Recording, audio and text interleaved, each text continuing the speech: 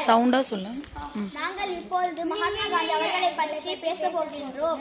மகாத்மா காந்தி நமது தேசிய தந்தை ஆவார். மகாத்மா காந்தி 1869ஆம் ஆண்டு அக்டோபர் 2ஆம் தேதி குஜராத்தின் போர்பந்தர் நகரில் பிறந்தார்.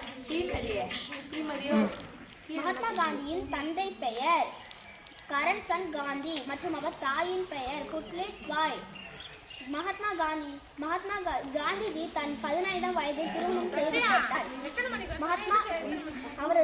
அவரது மனைவி கஸ்தூரிபா காந்தி.